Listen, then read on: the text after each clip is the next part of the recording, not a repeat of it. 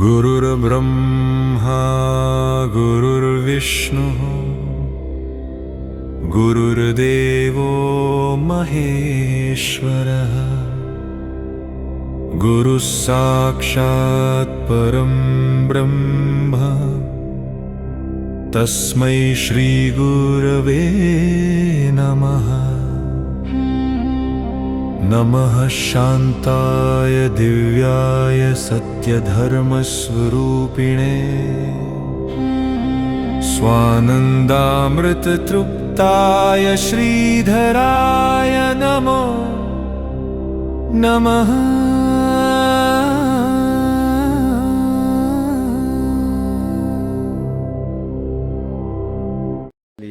कवर्धा हरी विठ्ठल श्री ज्ञानदेव तुकाराम अवधूत चिंतन श्री गुरुदेव दत्त भगवान गोपाल कृष्ण महाराज की जय। भगवान श्रीधर स्वामी महाराज की जय।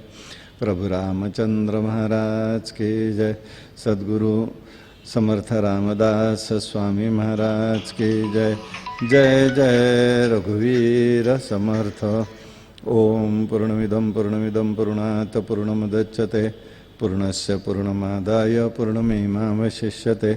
नमः शान्ताय दिव्याय सत्यधर्मस्वरूपिणे स्वानन्दामृत तृप्ताय श्रीधराय नमो नमः। चरितं रघुनाथस्य शतकोटिप्रविस्तरम् एकैकाक्षरं पुंसां महापातकनाशकं हरि ओम।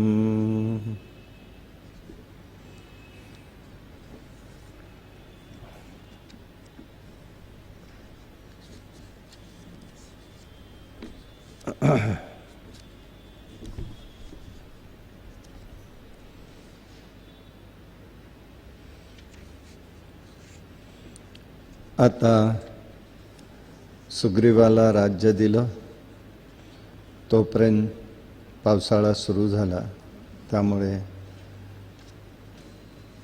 राम आणि लक्ष्मण एका गुफेमध्ये राहिले, कारण नगरामध्ये प्रवेश करणार नाही असा भगवंताचा प्रभूचा संकल्प होता।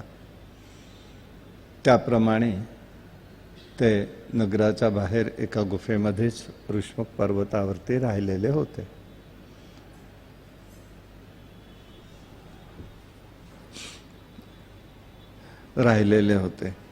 आणि चष्मा घ्यायचा ठेवा।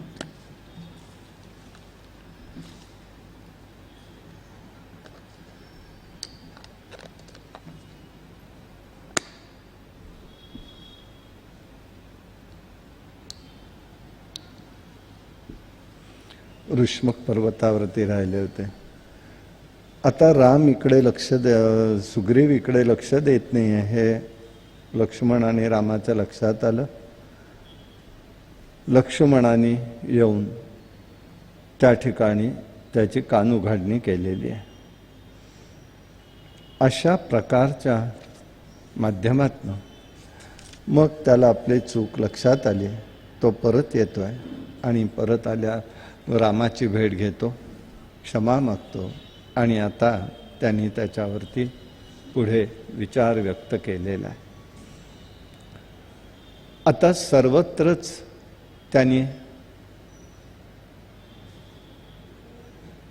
चारही दिशेला आपली वानर सेना पाठवण्याचा सुग्रीवांनी निर्णय केला।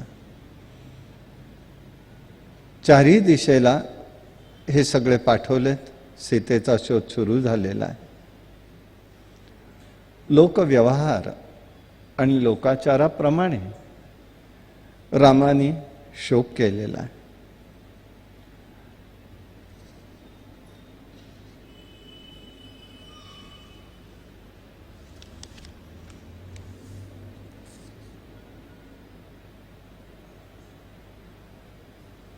वानर सेना फार मोठी होती।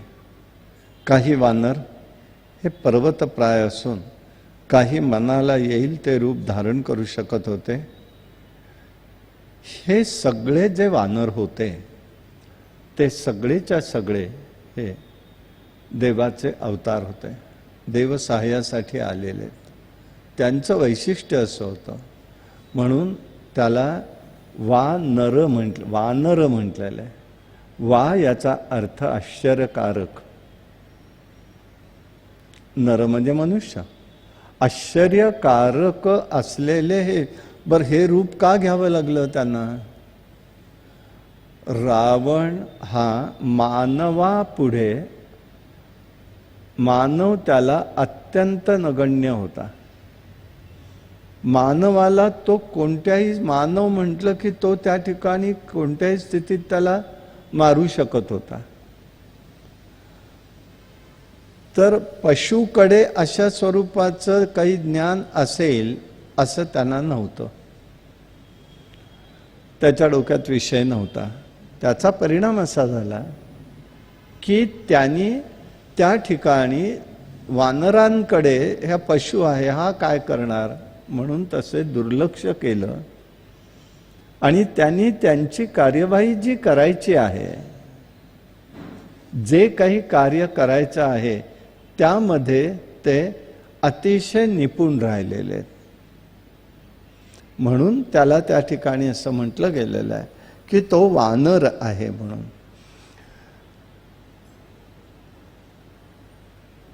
युद्ध विद्येमध्ये निष्णात आहेत. सांप्रत काळात या वानरांकडे हत्तीचं बळ जणू प्राप्त झालेलं आहे. काहींची अंगकांती काजळासारखी तर काहींची सुवर्णासारखी. बरं, हे वानर जे आहेत त्यांचं वैशिष्ट्य आहे, ते सगळे शाकाहारी आहेत. हे विशेष आहे. ते अन्य काही घेत नाहीत. पण मध्यंतरी शिवथरगडला गेलो आणि शिवथरगडला गेलो असताना जाताना वाटेत तो जो काही घाट आहे, त्या घाटाच्या हिते माझ्या असं आमच्या लक्षात आलं. आम्ही गाडी थांबवून पाहिलं, म्हणजे माणसंच विचित्र. म्हणजे एक गाडी थांबून ते खाण्याच्या आशेने जवळ येतात.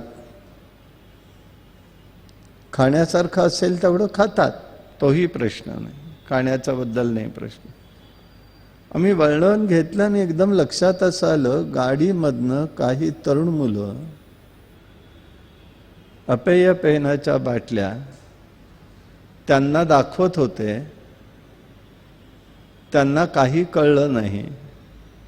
पहिल्यांदा त्यांनी बाटली दिसली, घेतली, आपटली. म्हटलं हे काय चाललंय ह्या लोकांचं? म्हणजे ते काय मध्यंतरी एकदा पळवलं, माकडांना हे करणं वगैरे, काय एका गाडीचं दृश्य वगैरे वर्तमानपत्रामुळे कळलं होतं. म्हणून मला लक्षात आलं. आम्ही लक्ष देतो म्हटल्यावरती ती लोक चिडली आणि त्यांनी एका वानराच्या हातात बाटली देताना एकाने फोटो काढला. आता त्या बिचाराला काय कळणार आहे? एकाने बाटली फोडली, पण दुसऱ्या लहान होतं, त्याला काय कळणार? आता त्याच्या हातात पडलं आणि त्यांनी प्यालं तर तो काय दंगा करेल? म्हणजे आम्ही हस्तक्षेप किती निसर्गामध्ये करत असतो, आम्हाला पाहिजे ते. पण पहिलं जाणतं जे थोर माकड होतं, त्यांनी ते बाटली घेतली, वास घेतला, तोंड वेडं केलं आणि आपटून टाकलं. हे मला सांगायचं आहे. हे प्रत्यक्ष मी पाहिलं. माकड हे शाकाहारी आहे, मांसाहारी नाही. कारण भगवंताचं रूप म्हणून ते समजलेलं आहे. असो, अंगकांती ही काजळासारखी तर काहींची सुवर्णासारखी. फळं कंदमुळं खाऊन राहतात. यामध्ये काही अस्वल रूपानेही आलेली आहेत. अस्वलांचा प्रमुख हा जांबवंत आहे. तोही सुग्रीवाच्या सेनेमध्ये आहे. हनुमंत तर वायुपुत्र केसरीचा मुलगा आहे. सत्वशील आहे, पराक्रमी आहे, सर्वत्र नाव त्याचं आहे. अंगदही पराक्रमी आहे, बालीचा मुलगा आहे, भाग्यवंत पुत्र आहे. या सर्वांना रघुवीर असं म्हणतात. वानरसेना म्हणून त्याचा उल्लेख फार होत नाही, तर रघुवीर म्हणून त्याचा उल्लेख होतो. हे सर्व आपल्या अधीन आहे असं म्हणून सुग्रीवांनी रामाला आलिंगन दिलं. ठीक आहे, माझं कामाचं महत्त्व वाटत असेल तर सीतेच्या शोधाचा तू प्रयत्न कर. पुन्हा रामाच्या आज्ञेने सीतेचा शोधार्थ काही वानरांना पाठवलं. अंगद, जांबवंत, नल, शरभ, मैद, द्विधर या सगळ्यांना पाठवलेलं आहे. जानकीचा शोध घेत आहेत. त्यांना मुदत दिली आहे. 1 महिन्याच्या आतमध्ये तुम्ही शोध लावला पाहिजे. 1 दिवस जरी वर झाला तरी मृत्यूदंडाची शिक्षा सांगितलेली आहे. मारुती पण शोधार्थ निघालाय. रामाला वंदन करण्याकरता मारुती पुढे येतो. सीतेचा शोध बघायचा आहे. मारुतीने एकच केलं, रामाला वंदन केलं आणि निघाला. तेव्हा रामाने एक गोष्ट केलेली आहे असं वर्णन येते इथे. मन्नामाक्षर संयुक्तम सीतायै दीयतेम रहा अस्मिन् कार्ये प्रमाणम हि त्वमेव कपिसोत्तम ज्ञानामि सत्वं ते सर्वं गच्छ पंथ शुभस्तवाः. हे कपिश्रेष्ठा, माझ्या नावाचं कोरलेली ही सुंदर अंगठी म्हणून आहे ती तुला मी देतो. या माझ्या कार्यात प्रमाण सर्व करता तू आहेस. तुझं बलही तेवढं आहे, मला ठाऊक आहे. तुझा सर्व प्रवास सुखकर हो. हा आशीर्वाद त्यांनी दिलेला आहे. मग सगळ्यांना का नाही दिला? त्यालाच का दिलं? ह्याचं कारणही आहे की कपी म्हणजे हा हनुमान हा वैशिष्ट्यपूर्ण आहे. याच्याकडे बुद्धिमताम वरिष्ठम हे सामर्थ्य आहे, बल आहे, युक्ती आहे, शक्ती आहे, बुद्धी आहे. अशा सर्व प्रकारांनी तो संपन्न असल्यामुळे त्याच्याजवळ हे सगळं त्यांनी दिलेलं आहे. आणि त्याला सांगितलं ही नाममुद्रिका अंगठी मी तुला देतो. तू ती ज्या सीतेला स्त्री वाटेल, तुला वाटेल, तिला दाखवलं की तू माझ्याकडनं आहेस हे तिला समजेल कोण आहे ते. आता एका गोष्टीचा विचार करण्यासारखा भाग आहे. सगळं सुवर्ण यांनी जर काढून ठेवलेलं होतं, त्याच्याकडे कोरलेली अंगठी आली कुठली? बरं, वर्णन आहे सगळीकडे.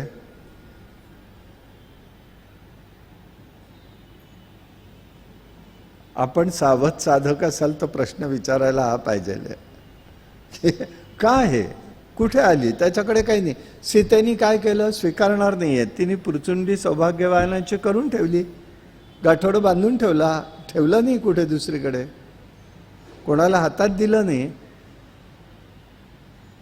मग रामाजवळ आलं कुठे? रामाला कुठे दिल्याचा उल्लेख नाही आहे. रामाने स्वीकारलं नाही. उलट रामाचं सगळं काढूनच रामच ठेवून आलेले आहेत. सीतेचं काढून घेतलंय सौभाग्यवान. आपण हा बघितला संदर्भ.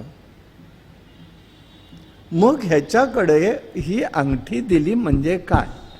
तिथे अगदी स्पष्ट, म्हणून तो मी मंत्राकडे लक्षवेध केला की नक्की काय त्यांनी सांगितलं. तर मन अक्षरम संयुक्तम सीतायै दीयतम रहा. मन अक्षरम,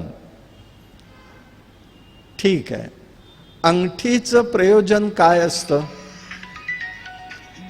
अंगठीचं जे काही प्रयोजन आहे ते काय असतं?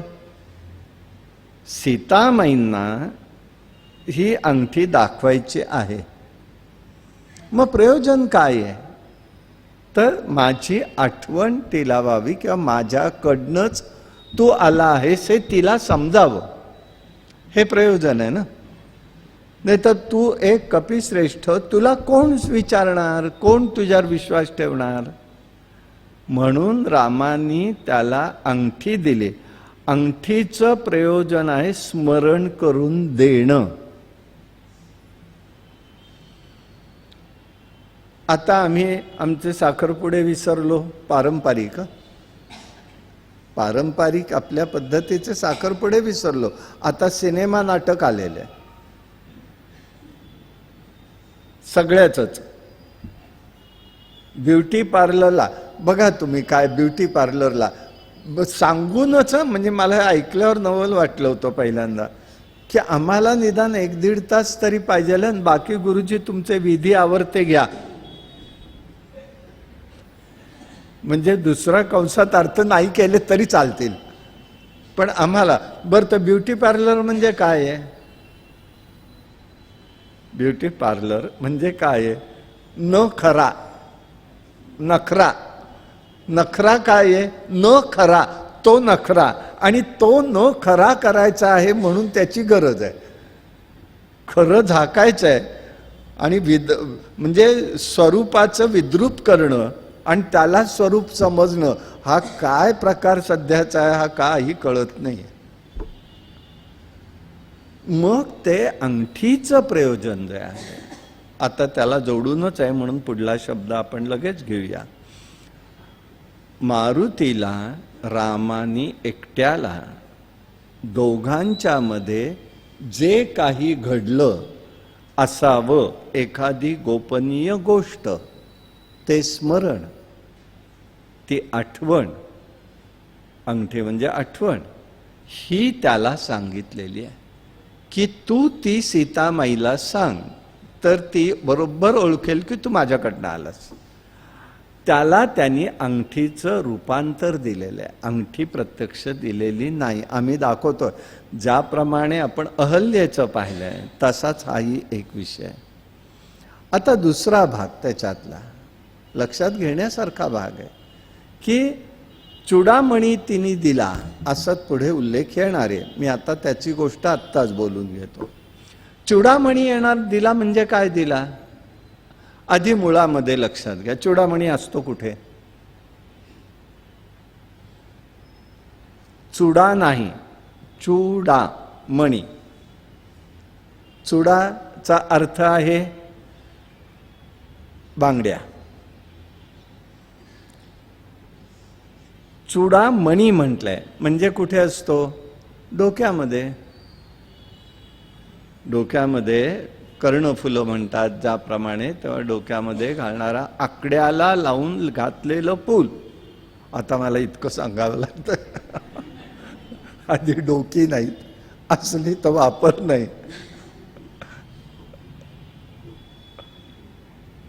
तर आकड्याला लावून जो अडकवलं जातं तो चुडामणी.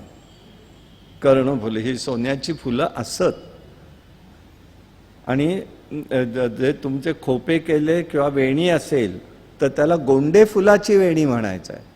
प्रत्येक पेडामध्ये, आता पेडही राहिले नाही आहेत, मोकळे भुरभुर ते सगळे भुरत आहेत.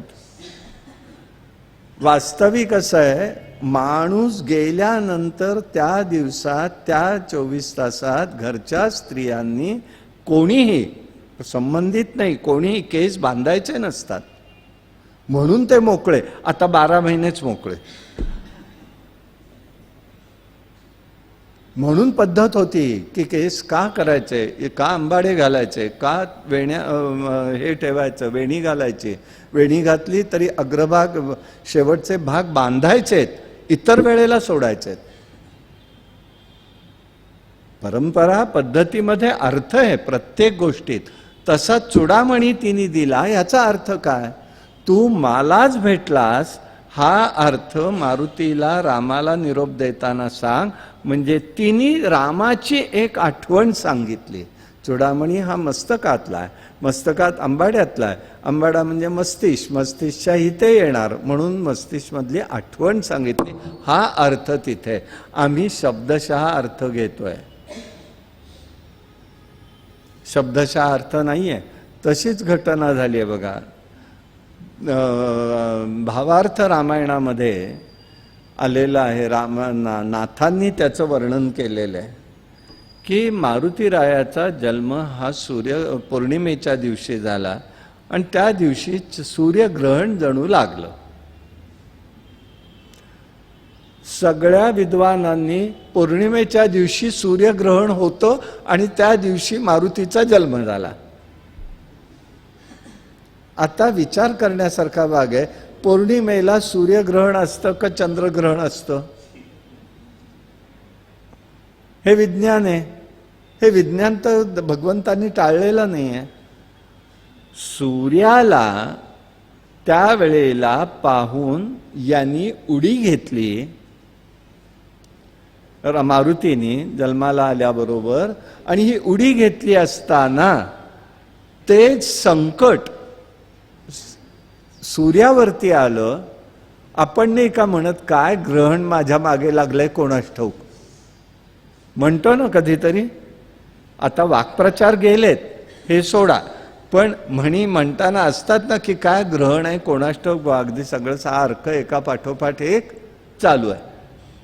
सूर्याला ग्रहण लागलं म्हणजे या ठिकाणी मारुतीने सूर्याकडे उडी घेतली. आता मारुतीला काळजी वाटलेली होती, म्हणून इंद्राकडे मारुतीने तक्रार केली. त्यांनी वज्र सोडलं, त्याच्या हनुवटीला लागलं. हनुवटीला लागल्याबरोबर तो बेशुद्ध पडलेला आहे. ही त्याच्या पाठीमागची घटना. अर्थ काय घेतला सगळ्या विद्वानांनी? त्या दिवशी सूर्यग्रहण, पौर्णिमेला सूर्यग्रहण कसं येईल? जन्म तुम्ही मानताय ना, मग पौर्णिमेला सूर्यग्रहण कसं येईल? अर्थ कसा लावून चालेल? असे पुष्कळ बारकावे असे आहेत की त्याचे उलगडे आपल्याला करणं गरजेचं राहणार आहे, समजून घेणं महत्वाचं आहे. आणि तसं हा चूडामणी म्हणजे एक आठवण, अंगठीचा अर्थ आठवण आहे.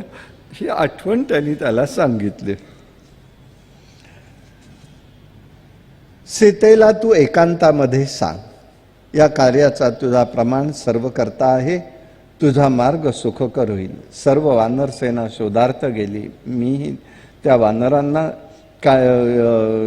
तीही इतर वानरांना घेऊन गेली. मारुती शोध घेत असताना एका गुफेत शिरतो. त्या गुफेमध्ये कुठेतरी कोणीतरी एखादा राक्षस असावा असं त्याला वाटलं. आत शिरले. तिथे पशु पक्षी मृग हत्ती भक्षण करत होते. त्यात वानरसेनेने मुष्टीप्रहार करून त्यांचा वध केला. वानरांना तोच रावण राक्षस वाटला, पण नंतर समजलं हा कोणी राक्षस वगैरे नाही. मग पुढे गेले. तिथे महाभयंकर अरण्य होतं. तोपर्यंत या सगळ्यांना तहान लागलेली आहे. एकाएकी गवत आणि झुडपं यांनी आच्छादलेली एक गुफा त्यांना दिसली. त्या गुफेतून क्रौच आणि हंस पक्षी भिजून बाहेर येताना दिसले.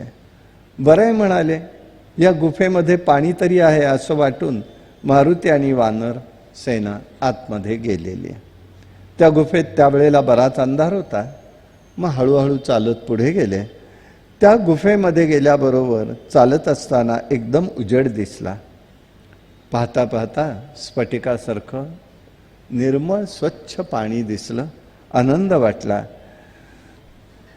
कल्पवृक्षा समान तिथे वृक्ष होते. सकळ साधनी युक्त रत्न वस्त्रादीनी गोष्टी तिथे सिद्ध होत्या. मनुष्य रहित घरे होती. परंतु मंदिर वजा एका घरात सुवर्ण सिंहासनावरती एक योगिनी योग धारणेमध्ये होती. तिची कांती उज्ज्वल आहे. वल्कल परिधान केली होती. ती ध्यानामध्ये रंगून गेलेली आहे. वानरांनी भीत भीत तिला वंदन केलं. तेव्हा तिने विचारलं, आपण कोण आहात? आपण कशा करता इथे आलात? तेव्हा मारुतीरायांनी सांगितलं, आपल्याला वंदन असो. हे लक्षात ठेवायचं आहे. बारकावा मी मुद्दामून सांगतोय की सर्वजण जे विनम्र भगवत भक्त असतात ते सर्वप्रथम वंदन करतात. आपण एक बघितलं की ते शिवधनुष्य जे होतं ते का हलकं झालं, जडत्व कुठे गेलं, एक नमस्कार त्यांनी असा रीतीने केल्याबरोबर त्या ठिकाणी लगेच ते हलकत्व, त्याला मृदुत्व आलं. हा त्याच्यातला विशेष भाग होता. त्याप्रमाणे तिला वंदन केलं. त्यांनी विचारलं तेव्हा म्हणाले, अयोध्येचा राजा दशरथ, त्याचा पुत्र राम आहे. लक्ष्मण आणि सीता हे वनामध्ये आलेत. त्याची पत्नी कोणी दुष्ट राक्षसांनी पळवली आहे. राम आणि लक्ष्मण शोध घेत घेत आमचे राजे हे जे सुग्रीव आहेत त्यांच्याकडे आले. त्यांनी आम्हाला तिचा शोध घेण्यासाठी सांगितलं, म्हणून आम्ही निरनिराळ्या ठिकाणी शोधतोय. शोधत शोधत या गुफेत आलाय. पहिल्यांदा मारुतीरायाच्या मनामध्ये असा विषय आला की हीच तर सीता नाही ना. परंतु आपण कोण आहात, येथे काय करता हे सांगाल का? वानर सेनेला आमच्या भूक लागलेली आहे. योगिनी म्हणाली, काळजी करू नका, थांबा तुम्ही. पहिल्यांदा ही फळं फुलं, ही जी फळं आहेत, कंदमुळं आहेत, हे सगळं तुम्ही खा. त्याच्याबरोबर पाणी प्या. इथलं अमृत समान गोड पाणी आहे. सर्वांना हे खायला प्यायला दिलेलं आहे. सगळ्यांना एक आनंद वाटला. मारुतीराया कोड्यात पडलेला आहे की हे काय प्रकार, ही कोण आहे स्त्री? मग तिला परत त्यांनी विचारलं, आपला वृत्तांत सांगता का? तेव्हा तिने सांगितलं, मी विश्वकर्म्याची हेमा नावाची कन्या आहे. शंकरांना नृत्याच्या वेळी संतुष्ट करून मी घेतलं. शंकरांनी तिला एक दिव्य नगर अर्पण केलं. ती अनेक वर्षे तेथे राहिली. मी तिची मैत्रीण स्वयंप्रभा आहे. मी गंधर्व कन्या आहे. मी विष्णुव्रती आहे. विष्णू माझे पती व्हावेत म्हणून मी या ठिकाणी तप करते. ब्रह्मलोकी हेमानी जाताना मला म्हणाली, तू इथे तप करीत राहा, येथे कोणीही येणार नाही. परंतु त्रेतायुगामध्ये दशरथ पुत्र राम येईल. हा विष्णूंचा अवतार असेल, भूभार हलका करणारा आहे. तेव्हा तू त्या ठिकाणी त्याची वाट पहा. बंधू आणि भार्येसह तो येणार आहे. त्याच्या स्त्रीचं हरण होईल. येथे या गुफेत तो स्त्रीच्या शोधार्थ वानर येतील. आदरातिथ्य त्यांचं कर. ते तुला रामाकडे घेऊन जातील. रघुवीरांकडून तुझी भेट होईल. रामदर्शनाची इच्छा पूर्ण होईल. तो साक्षात महाविष्णू परमात्मा असणार आहे. अशा पद्धतीने सगळं सांगितलं. तेव्हा मारुतीराय म्हणाले, काही हरकत नाही, आम्ही रामाची तुमची भेट घडवू. पण आता बाहेर जायचंय, तर बाहेर कसं जायचं असा प्रश्न त्यांच्या पुढे आला. लगेच त्यांनी सांगितलं की ठीक आहे, म्हणाले, मी एक काम करते, तुम्ही सगळेजण माझ्या समोर बसा आणि डोळे मिटून घ्या, कोणी उघडायचे नाही. आपल्या योग सामर्थ्यांनी त्यांनी त्यांना बाहेर आणलं आणि राम कुठे बसलेत हे विचारलं. त्यामुळे आम्ही खूप दूर आलेलो आहोत, आता आपल्याला दूर जावं लागेल, मला दिशा सांगा म्हणाले. मारुतीला म्हणाले. मारुतीला दिशा सांगितली. त्याप्रमाणे म्हणाले, पुन्हा डोळे मिटा. आणि त्याप्रमाणे मारुतीला सांगितलं, खूण आली की तुम्हाला सांग, बाकीच्यांनी डोळे मिटलेले राहू दे. आणि मग आपल्या योगमार्गाने सुग्रीव आणि राम लक्ष्मण जिथे होते तिथपर्यंत तिला आणलेलं आहे. तिने रामाला पाहिलं. घळघळा अश्रुधारा तिच्या डोळ्यातनं वाहू लागल्या. तिने रामांची स्तुती केलेली आहे. हे रामा, मी तुझ्या दर्शनासाठी अनेक वर्ष मी वाट पाहत होते. खडतर तप केलं, आज त्याची पूर्तता झाली. मायेच्या पलीकडे असं तुझं रूप आहे, सर्वांच्या ठिकाणी तुझा वास आहे, हे जाणून घेता येत नाही. नटाने रूप धारण केलं की तरी तो ओळखता येत नाही. त्याप्रमाणे योगमायेने पडद्याने आच्छादित आहेस. मनुष्य रूपाने तू वागत आहेस. याप्रमाणे तू लक्षात ठेव. अज्ञानी लोक तुला ओळखत नाहीत. महाभागवत भक्तांना ज्ञान आणि भक्ती समजावी म्हणून अवतार धारण केलेला दिसतोस. मी सामान्य एक स्त्री आहे. तेव्हा माझ्या हृदयात तुझं रूप सदैव राहो असं मला वाटतं. मला तुझ्या चरणकमलांचं सदैव दर्शन व्हावं. या दर्शनाने मोक्ष मिळतो, संसार समुद्र दृष्टीपार करता येतो, सदैव सन्मार्गामध्ये राहता येतं. तू सत्पुरुषांचं घन आणि आनंदाचा ठेवा आहेस. प्रवृत्ती मार्गापासून संसारापासून निवृत्त असावंस. महात्म्यांचं धन म्हणजे तुझा वास. माझ्या हृदयात राहून भक्ती हे धन समजू शकतं. म्हणून मी तुझ्या सगुण आणि निर्गुण रूपामध्ये मी तादात्म्य होते. तू गुणरहित आहेस तरी तू गुणात्मक आहेस. कालरूपी आहेस, मध्य अंत रहित आहेस. तू सर्वत्र समदृष्टीने वागणार आहेस. तू परमपुरुष आहेस. मनुष्य रूप धारण केलंस म्हणून तुला कोणी जाणत नाही. तुला कोणी प्रिय नाही, शत्रू नाही, याहून वेगळा नाही, उदास नाही. तुझ्या मायेनी ज्याची ज्ञानशक्ती मोहित झाली आहे ते तुझ्याविषयी भावना करतात. तू जन्मरहित अकर्ता ईश्वर आहेस, तरीही देव, पशु, पक्षी, मनुष्य योनीत कर्माधिक आचरण तू करतोयस. तो अक्षर आहेस. दशरथ आणि कौसल्याला त्यांच्या तपाचं फळ देण्यासाठी अवतरलायस. ब्रह्मदेव पृथ्वी माता गोमातेच्या विनंतीला मान देऊन आलायस. तेव्हा तुझे चरणाच्या ठिकाणी भवसागर तरून जाण्यात ही उत्तम नौका आहे. तू गुणांचा आधार आहेस हे ऐकून राम अतिशय प्रसन्न झाले. ते तिला म्हणाले, तुझी इच्छा काय आहे म्हणाले शेवटी. तेव्हा म्हणाले, देवा, माझा जन्म कोणत्याही योनीत जरी आला तरी तुझ्या चरणी अखंड भक्ती राहो. हे बघायचंय काय भक्त मागत असतात. मागायचंच आहे ना, मग भक्तांनी मागितलेलं मागावं. उच्चिष्ट असलं तरी हरकत नाही. मागण्यात चूक होत नाही. सामान्य जीव जेव्हा मागण्यात गुंतो तेव्हा मागणं मागितल्यानंतर गुंतायला लागला की देवाकडलं लक्ष कमी होतं, मागण्यात लक्ष गुंतं. म्हणून आपण फक्त तिथे मागताना लक्षात ठेवायचं, जे संतांनी मागितलं ते तरी मागावं, मागणं जर चुकत नसेल तर. आणि यासाठी त्यांनी सांगितलं, हा सत्संग घडावा, तुझ्याकडून माझ्या मुखामध्ये अखंड नाम राहो, तुझे रूप माझ्या अंतःकरणात ठसो. याशिवाय तुला योग्य वाटेल ते तू कर. मी काहीच तुला कर असं म्हणत नाही. राम म्हणाले, तू आता बद्रिकावनात जा, तेथे चिंतन कर. लवकरच पंचमहाभौतिक देहाचा त्याग करून परमात्मा स्वरूपात विलीन होशील. याप्रमाणे स्वयंप्रभा वनात गेली. अंतःकरणात रघुपतीचं स्मरण केलं. इकडे सगळ्यांनी सीतेचा शोध सुरू केलाय. सर्वजण त्या ठिकाणी थकून गेले. अंगद निराश झाला. डोळ्यातून अश्रुधारा वाहू लागल्या. मारुतीची अंगदाची भेट होते. मारुती म्हणतो, अंगदा, शोक का करतोस? घाबरू नकोस. सुग्रीव, तारा, राम यांचं तुझ्यावरती प्रेम आहे. एक गुह्य सांगतो. मारुती सांगतोय आता, राम हा काही सामान्य मनुष्य नाही. साक्षात निर्विकारी प्रभू आहे.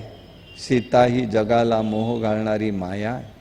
लक्ष्मण हा जगताचा आधार आहे. शेष अनंत आहे. या राक्षसांचा नाश करण्यासाठी हे सगळे आलेले आहेत. ब्रह्मदेवाच्या आज्ञेने आपण सर्वजण आलो. या परमेश्वराने स्वेच्छेने मनुष्य रूप धारण केले. त्याच्या मायेने आपण वानर झालोय. तेव्हा मनापासून तू हे सगळं पाहतोयस, तेव्हा सेवा ठेव. अंतिम सगळ्यांनाच आपल्याला वैकुंठाला जायचं आहे. अशा प्रकारे मारुतीने अंगताची समजूत काढली. नंतर सर्वजण समुद्र किनारा आले. अगाध भयभीत करणारा असा समुद्र पाहून काय करावं कोणाला काही कळेना. भयभीत झाली वानरसेना. 1 महिन्याचा काळ संपत आला. तेव्हा प्रायोवेशन करूनच आपण प्राणत्याग करू. सुग्रीवानी आपल्याला देहांत शिक्षा देण्यापेक्षा आपण इथे प्रायोवेशन करू आणि बसू. दर्भ अंतरलेले आहे. समुद्र किनाऱ्यावरती सगळे बसलेले आहेत, प्रायोवेशन करतायत. तेवढ्यामध्ये एक लक्षात आलं, उंच टेकडीवरती एक महाभयंकर असा पक्षी बसलेला होता. तो पक्षी असं म्हणतोय की बरं झालं आयताच मला आहार मिळाला इथे. मला बरेच दिवस झाले आहारच नाही आहे, मनुष्य तर नाहीच पण पशु पण नाही म्हणाले. तेव्हा वानर म्हणाले, अरे तू काळजी करू नको, आम्हालाच आता आमचे प्राणत्याग होतील, आम्हालाच तू खाऊन टाक, आमच्या हातून नाहीतरी रामकार्य नाही आहे. तेव्हा यमसदनाला जाण्यापेक्षा तू जरी खाल्लंस तरी चालेल. आम्हाला असं वाटतं तो जटायू कितीतरी भाग्यवान म्हटला पाहिजे. धार्मिक आणि बुद्धिमान होता, रामकार्यासाठी त्याला मृत्यू आला आणि साक्षात प्रभूंनी त्याला अंत्यविधी केला. केवढं त्याचं मोठं भाग्य आहे. हे वाक्य त्या पक्षाने ऐकलं. तो जटायू त्यावेळेला म्हणल्याबरोबर हळवा झाला, तो रडू लागला. तुम्ही कोण आहात? जटायू होत तुमचा कोण? तुमचा त्याचा संबंध काय? तेव्हा अंगदाने सांगितलं, दशरथपुत्र राम लक्ष्मण रामाची पत्नी सीता अरण्यात आले होते. सीताला कोणीतरी एका राक्षसाने पळवलं. त्यावेळी राम लक्ष्मण शोधत असताना जटायू नावाचा पक्षी त्यांना भेटला. तो त्याच्या वडिलांचा मित्र होता. राक्षसाला त्यांनी अडवलं, पण आपल्या पाशवी शक्तीने त्याला युद्धामध्ये त्याचे पंख तोडून टाकले. रामप्रभूंची भेट झाली. त्याच्या मांडीवरती त्याचा देह सुटला, धारातीर्थी पडला. त्याचं रामाने सगळं अद्भुत कार्य केलं, दहन केलं. रामरूपात मिळाल्यामुळे सायुज्य मुक्ती त्याला मिळाली. सुग्रीवाची आमची भेट झाली. आम्ही सीता शोध घेतोय, पण काही मिळत नाहीये. सुग्रीवानी आम्हाला सांगितलं 1 महिन्याच्या आत शोध करा, नाही तर माझ्याकडून दंडास पात्र व्हाल. तेव्हा आम्ही आता दर्भ इथे पसरून त्यावरती बसलेलो आहोत आणि त्या ठिकाणी प्रायोवेशन करतोय. पक्षाच्या डोळ्यातून पाणी आलं. तेव्हा तो म्हणाला, वानरश्रेष्ठ, जो तुम्ही जटायू म्हणता त्याचाच मी बंधू संपाती आहे. अनेक वर्षांनी जटायूची बातमी कळाली, पण कळाली तो गेल्याचीच कळाली. मीही इथे उडू शकत नाही, तुम्ही मला इथनं उचला, खाली आणा, समुद्र किनाऱ्यावरती येऊ देत, पाण्यामध्ये मी त्या ठिकाणी अंगावर पाणी माझा टाका, जे जटायू गेल्याची अंघोळ होईल. पशुला सुद्धा हे ज्ञान आहे, हे लक्षात ठेवा, सामान्य नाही आहे. आणि आज आम्ही वैकुंठात गेलो होते, तिथे म्हणतोय आता चहा कॉफीचे स्टॉल टाका. काय प्रवृत्तीन काय विचार माणसाचे हेच कळत नाही.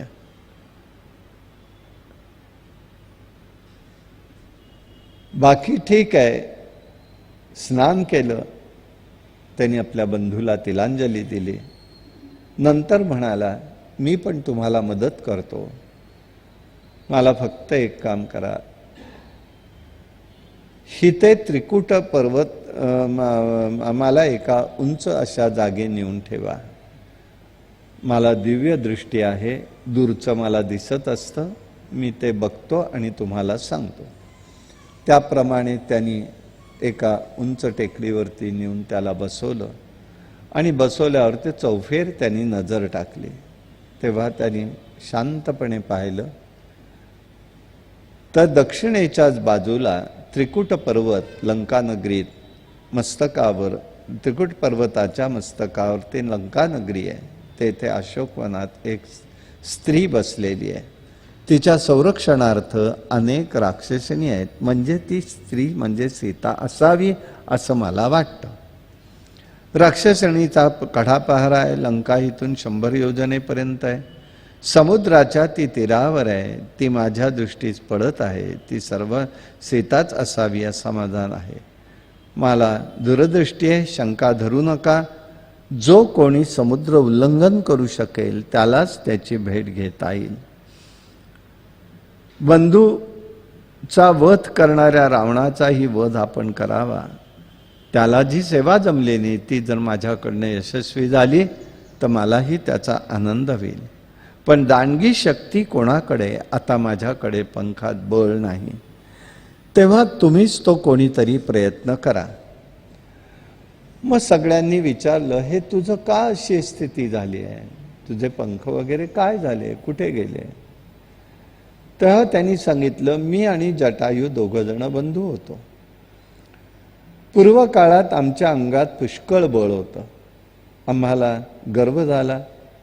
तेव्हा सामर्थ्य कोणाचं जास्त हे पाहण्यासाठी आम्ही सूर्यमंडलापर्यंत झेपावलो. तारुण्याचा तो मध होता. जटायूचं शरीर सूर्यप्रभेने होरपळलं तेव्हा माझ्या पंखाखालून मी त्याला खाली घेऊन आलो. तो सूर्यकिरणांनी माझे पंख सगळे जळाले. विंध्य पर्वतावर आम्ही दोघंही पडलो. शुद्ध गेली. पंख नसल्याने भ्रमिष्ट मी झालो. तेथे एक चंद्रमा नावाच्या मुनींचा आश्रम होता. संपातील मला ते म्हणाले, तुला हे विरूप कोणी केलं? संपातीला त्यांनी तुला कोणी विरूप केलं? काय झालं ते सांग. त्यांनी घडलेला वृत्तांत सांगितला. माझ्या दुःखाचं मूळ कारण हे शरीर आहे. शरीर कर्माने उत्पन्न होतं. देहावर जराची अहंता बुद्धी असते.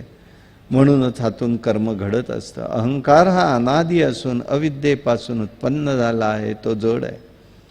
लोखंडाचा तप्त गोळ्याप्रमाणे अहंकार आहे. तो सदा चैतन्याच्या प्रतिभेने युक्त आहे. त्याच्याशी अहंकाराशी देहाशी तादात्म्य झालं की देह चैतन्य युक्त होतो. अहंतेने देह मी ही बुद्धी होते.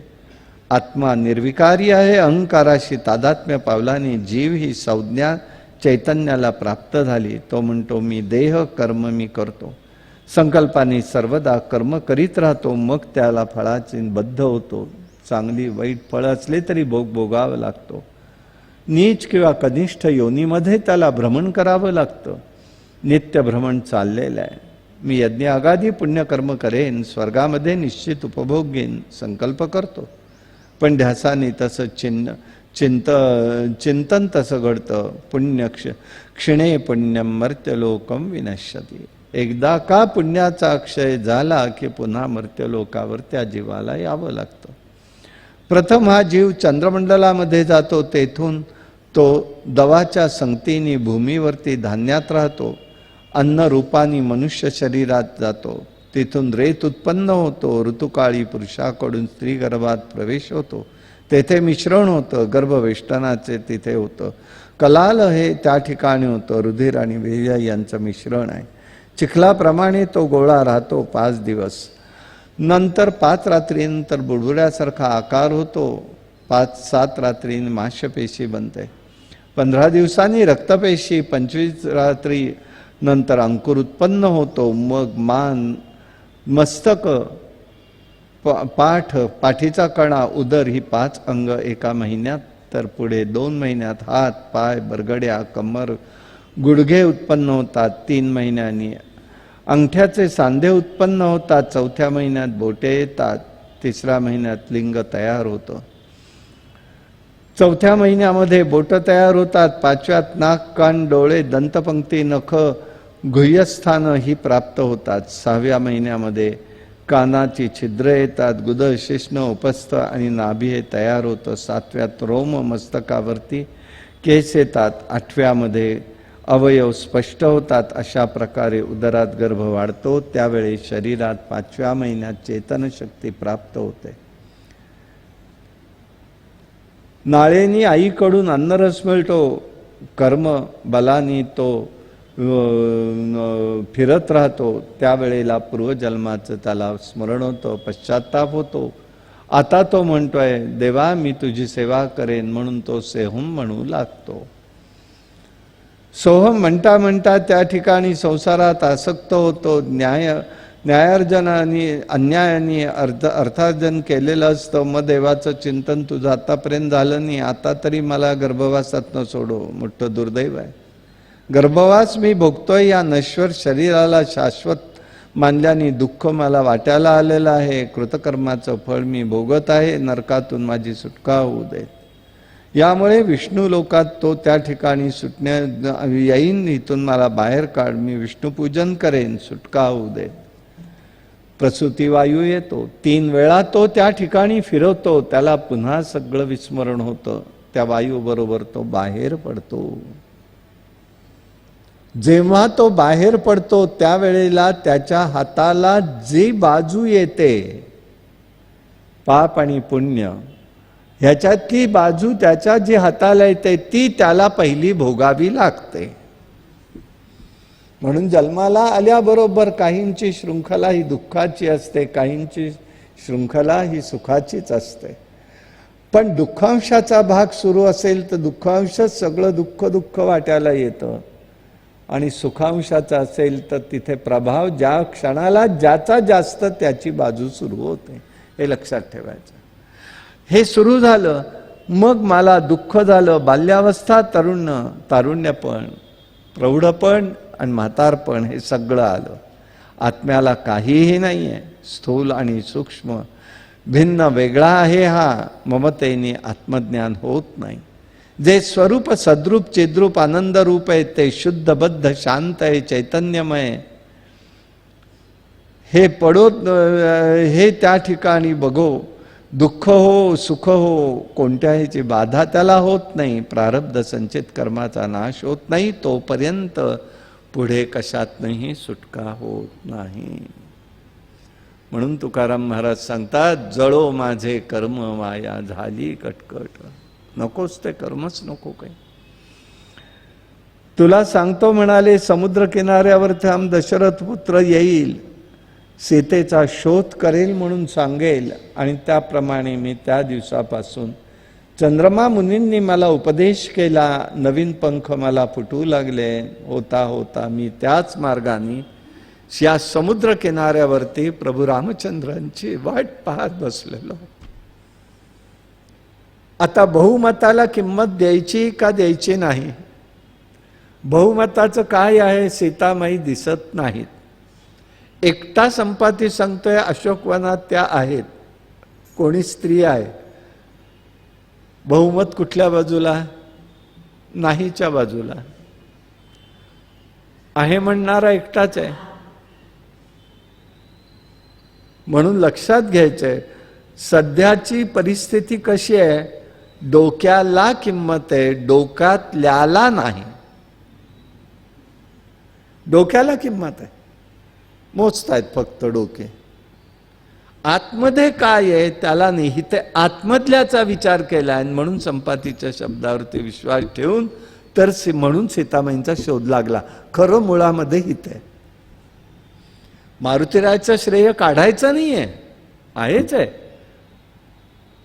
पण भगवती सीता तिथे आहे हे सांगणारा, निश्चित सांगणारा एकमेव एक आहे संपाती, अन्य कोणी नाही. आणि या भूमिकेने त्यांनी हा विचार सांगितला आणि सीतेचा शोध घेण्याच्या दृष्टिकोनातनं त्यांनी सांगितलं. वानरसेनेना आनंद वाटला. समुद्र भयंकर आहे. दुसरी आता सुसरी त्यात आहेत, लाटा उसळत आहेत. कशी गवसणी घालायची ह्याचा विचार करू लागले. समुद्र पार कसा करणार? त्या ठिकाणी जांबवंत आला. आपण किती जाऊ शकू याचा अंदाज घेत होता. जांबवंत म्हणाला मी 90 योजने जाईन. पृथ्वीला 21 वेळा प्रदक्षिणा केलेली आहे, परंतु वाक्यार्थाने शक्य होईल असं आता वाटत नाही. अंगद म्हणाला, पूर्वी प्रायोवेशन करत बसू, काय त्याचा उपयोग आहे? जांबवंत हनुमंत ह्या अज्ञानी माणसासारखे का बोलता हे कळत नाही म्हणाला. तू साक्षात वायूचा पुत्र आहे. जांबवंत मारुतीला म्हणतोय, तू वायूचा पुत्र आहेस. रामकार्यासाठी तुझी उत्पत्ती आहे. तुझा जन्म झाल्याबरोबर उगवत्या सूर्याकडे तू पिकलेलं फळ म्हणून खाण्यासाठी उड्डाण केलं होतंस. तुझं हे सगळं बलाचं महात्म्य आहे. मारुतीला ऐकून आनंद वाटला.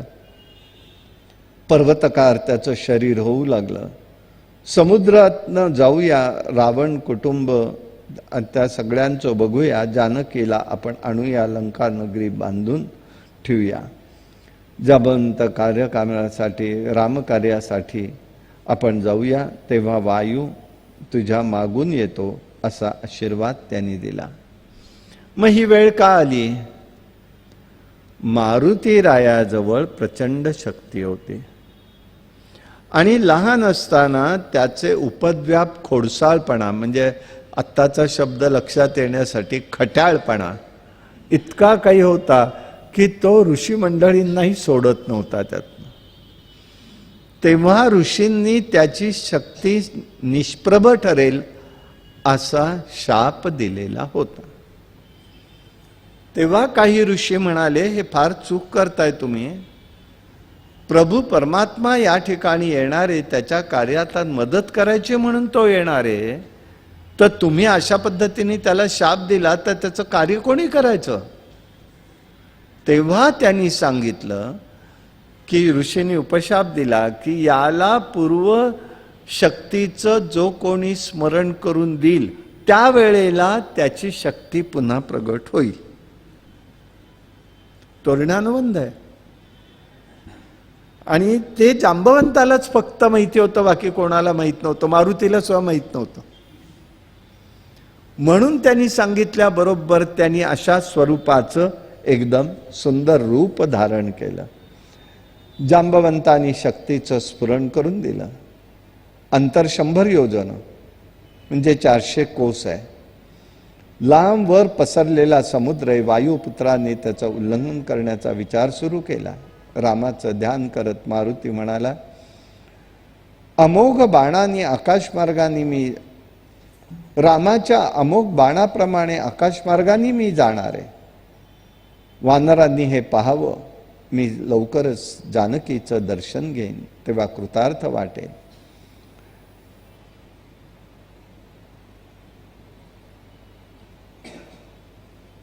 मृत्यूसमयी रामनाम संसार समुद्र भवसागर पार करून नेऊ शकतो, ही ते मला अशा पद्धतीने आता हा भवसागर समुद्र मला उल्लंघन करून जायचा आहे.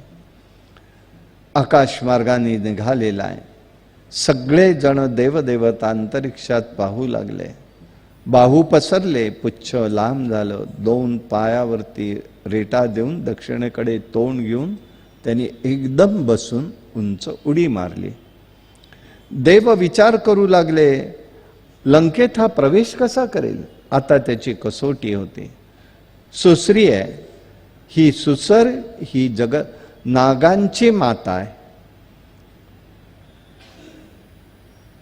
हिला देवांनी आज्ञा केली, जा म्हणाले तू जरा वानर श्रेष्ठात विज्ञान, बुद्धी आणि सामर्थ्याची परीक्षा घे. मारुतीचा मार्ग सुसरीने अडवला. ती म्हणते, वानर श्रेष्ठा तू असा जाऊ शकत नाहीस माझ्या समोरून. माते मला अशा पद्धतीने अडवू नको, रामकार्यासाठी मी जातोय, माझी परीक्षा द्यावी लागेल. मला भूक लागलेली आहे, माझ्या मुखात प्रथम प्रवेश कर. मारुती म्हणाला, मी काय करू म्हणाला प्रवेश करून? माझं कार्य आहे, कोण करणार आहे? देवाचं कार्य आहे. माझे प्राण व्याकुळ झालेत, माझ्या मुखात प्रवेश कर. मारुतीने विचार केला, बघितलं मी रामाच्या आज्ञेने जानकीचा शोध घेत आहे, मी लवकर परत येईन, मग मी तुला स्वाधीन करतो. आधी रामाला तिचं कुशल वृत्तांत कळवला पाहिजे, मग मी येईन, तुझ्या मुखामध्ये शिरेन, मग माझा रस्ता तेवढा सोड, तुला नमस्कार असो. सुसरे ही अत्यंत भुकेलेली होती.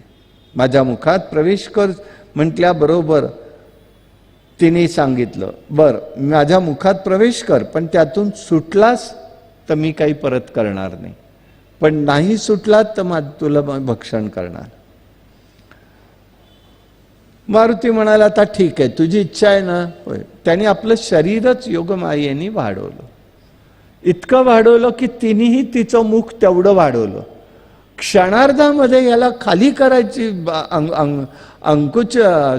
आकुंचन करायची सवय आहे. त्यांनी क्षणार्धात तो सूक्ष्म झाला आत शिरला आणि पट दिशेने बाहेर आला. तिचं मुख बंद करायच्या आतमध्ये तो बाहेर आला. म्हणून याला म्हणायचं शक्ती युक्ती बुद्धीचं प्रतीक हे आहे. नाही म्हणजे बसला नाही. जीवनामध्ये अनेक प्रकारचे प्रसंग, शक्ती नसते सगळ्याच, युक्तीने बाहेर पडायचं असतं, युक्ती करायची असते. रडत बसून कामं कधी होत नसतात. यासाठी आपल्याजवळ काय, हे चरित्र नुसतं पाहायचं नाही, ह्याच्या पाठीमागे गुह्यतमता जी आहे ती ही आहे. त्यांनी मारुतीने लगेच बाहेर पडलेला आहे. तुझ्या मुखामध्ये येईन रस्ता सोड सांगितलं. त्यांनी लगेच तो बाहेर पडला. देह लांब केला होता. सुसरीसुआ 5 पट वाढलेली होती. अशा प्रकाराने ती चालली. आकाशमार्गाने तो पुढे गेला. मैनक पर्वतावरती विश्रांती घेणं. मैनक पर्वत उंचावतो, तो सांगतो इथे विश्रांती घे. मारुती त्याला स्पर्श करून पुढे जातो. मारुती अंगठ्या एवढा झाला. त्याच्या आणि त्यांनी सांगितलेलं होतं त्याप्रमाणे तो निघाला. मग तिने सांगितलं, हे बुद्धिमताम, हे रामाचं कार्य करण्यासाठी तुला सिद्धी प्राप्त होईल. तुझं सामर्थ्य पाहण्यासाठी मला देवांनीच पाठवलं. सीतामाईची तुझी भेट होईल, रामाकडे येशील. हा वायुपुत्र वायुवेगाने निघाला. समुद्राचं रत्न कांचनाच्या शिखरांची वायुपुत्रासाठी मैनक पर्वताला आज्ञा झाली. पाण्यातून तो वर आला. मारुतीने तिथे विश्रांती घ्यावी म्हणून आग्रह केला. मैनक पाण्यामध्ये मारुतीला म्हणाला, मी मैनक पर्वत 20वा घे, समुद्राची आज्ञा आहे. अमृततुल्य फळे खा, विश्रांती घे. मारुती म्हणाला, रामकार्यासाठी मी निघालोय. जोपर्यंत कार्य होत नाही तोपर्यंत मी काही ग्रहण करणार नाही. हे संकल्प असतात महात्म्यांचे, हे लक्षात ठेवा. आणि संकल्प हा भगवंताच्या साहाय्याने पुरा होतो.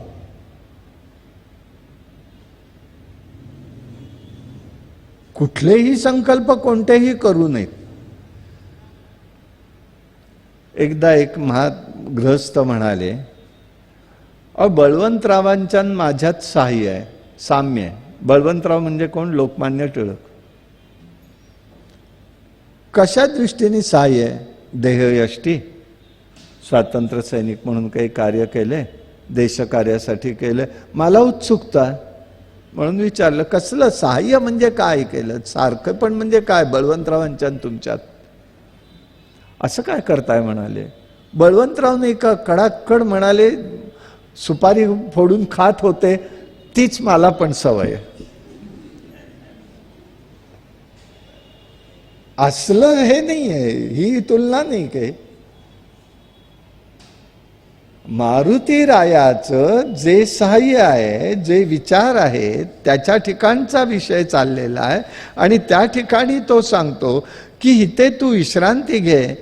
मग त्यांनी सांगितलं, त्याला फक्त शिखराला त्यांनी स्पर्श केला, पर्वताच्या छायेने त्याला, पण तो जायला लागला तरी पर्वताच्या छायेने ओढलं. मारुतीने ते ओळखलं होतं, ही छाया पर्वताची नव्हती, तर ती होती सिंहिका राणी, राक्षसीन. आकाशमार्गाने तो लंकेत जाईल आणि त्याला ओढत ती भक्षण करत असे. मारुतीला आश्चर्य वाटलं, विघ्न कोण आणते? खाली पाहिलं तर एक भली मोठी राक्षसीन होती. मारुतीने पाण्यामध्ये पटकन उडी मारली. उडी मारल्याबरोबर त्यांनी लत्ताप्रहार केला, तिचा वधही केला. दक्षिणामी भूक मारुती निघाला. लंकेच्या किनाऱ्यावरती चित्र विचित्र पक्षी दिसले. त्रिकुट पर्वत दिसला. सुंदर नगर आहे, तटबंदी आहे, लंका नगरी आहे, सुवर्णाची आहे. तेथे थांबला. त्रिकुट पर्वतावरती येतोय. रात्रीच्या वेळी सूक्ष्मरूप धारण करून रावण राज्यात त्यांनी प्रवेश करायचा विचार केला. थांबला, सूक्ष्मरूप धारण केलं. राक्षसणीचा वेश करून एक भयंकर राक्षसीन तिथे आलेली आहे. ही लंका नगरीची अधिपती होती. हनुमानाने प्रवेश केला म्हणाल्यावरती लंकेनी तिथे येऊन तू प्रवेश कसा करणार? चोरासारखा कोण आहेस म्हणाले. तेव्हा तो म्हणाला, सूक्ष्म रूपाने लंकेमध्ये मी प्रवेश करतो. वानर का घेतलंस? डोळे लाल झाले, क्रोधायमान झाले. मारुतीने प्रहार केला, तात्काळ जमिनीवर पडली, रक्त ओकून पडली आहे. लंकेने मारुतीला अडवलं, मारुतीने तिच्यावर लत्ताप्रहार केला. हे सगळं त्याला दिसू लागलं. ती मारुतीला म्हणते, या नगरीची देवता पूर्वी ब्रह्मदेवा मी आहे. पूर्वी ब्रह्मदेवाने सांगितलं की त्रेतायुगात नारायण हा दशरथाचा पुत्र म्हणून येणार आहे. सीता योगमाया असून जनक गृहामध्ये येईल. भुभार हलका करायचा आहे. रावण सीतेला घेऊन येईल. सुग्रीवाच्या साह्याने राम हित येईल. जानकीचा शोध लागेल. एक वानर रात्रीच येईल. मुष्टीप्रहर तुझ्यावर जो करेल तोच हा कपिश्रेष्ठ मारुती असेल. ब्रह्मदेवानीच त्याला आधीच सांगून ठेवलेलं तिला. तेव्हा तोच लंका दहन करणारे हे लक्षात ठेव. तेव्हा त्याला तू मार्गदर्शन कर, त्याला अडवू नकोस. मग तिने सगळं सांगितलं. असं असं आज जा, अंतपुरात आहे, क्रीडा आहे, उद्यान आहे, तिथे अशोकवन आहे, तो दिव्य वृक्ष आहे. त्या वृक्षावरती शिशिपा असं त्या ह्याच्यात वर्णन आलेलं आहे. तो तिथे अशोक वृक्ष आहे. आणि मग त्या ठिकाणी जा म्हणाले तू. सीता आणि रावण यांचे एकाच वेळेला त्या ठिकाणी स्फुरण त्यांना होत होतं. म्हणजे त्यांचा डावा डोळा लवत होता.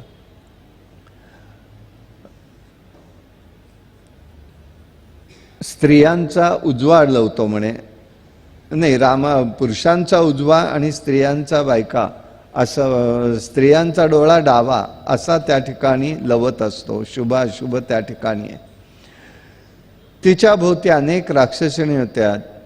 तिची भेट घे, परत जाऊन रामाला भेट, अशी ती त्या ठिकाणी प्रार्थना करते. जीव संसार पाशामध्ये रामस्मृती झाली म्हणजे अत्यंत दुर्लभ भक्तांचा समागम घडतो. मारुतीला सुद्धा धन्यता वाटते. ज्याला रामाचा संग होतो त्याच्यात परिवर्तन कसं घडतं बघा. रामक्षस असून सुद्धा आपण आयुष्यभर रामनाम घेतोय. आपण आपली तपासणी करून बघा काय परिवर्तन आहे. आणि म्हणून हे समुद्र उल्लंघन करून आलेलं आहे. आता याप्रमाणे त्याला हे सगळं समजलं. तो त्या ठिकाणी गेलेला आहे. 100 योजने झाल्याबरोबर त्याला हे सगळं स्वरूप कळालं. त्यांनी बघितलं.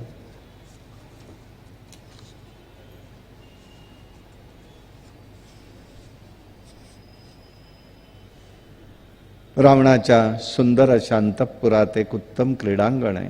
मध्यभागी दिव्य वृक्षांनी दाटलेली अशी अशोक वाटिका आहे. आणि त्याच्या मध्यभागी शिशपा नावाचा हा मोठा वृक्ष आहे. त्याच्या खाली जानकी आहे. तिच्या रक्षणार्थ अनेक राक्षसिणी आहेत.